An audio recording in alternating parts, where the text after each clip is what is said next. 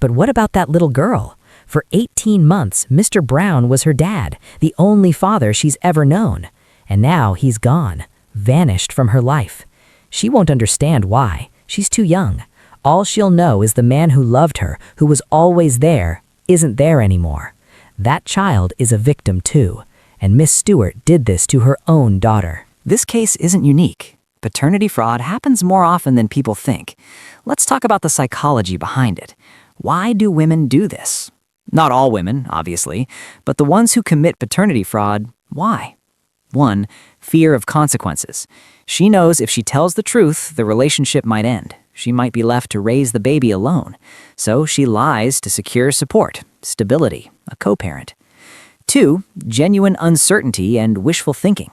Sometimes women genuinely aren't sure who the father is, and they convince themselves it's the man they want it to be. It must be him. It has to be him. I'll just believe it is. They lie to themselves first, then to everyone else. 3. Financial motivation. One man might be more financially stable, more likely to provide, better positioned to support a child.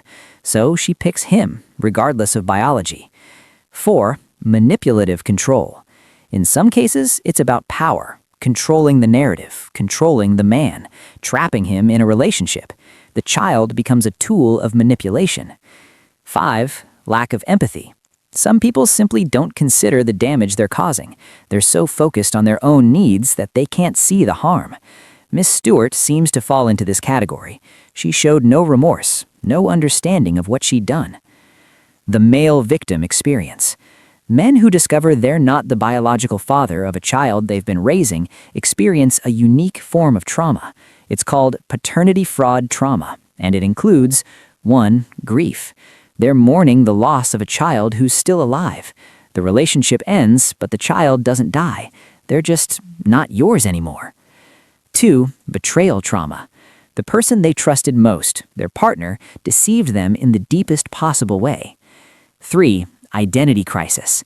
I was a father. Now I'm not. Who am I?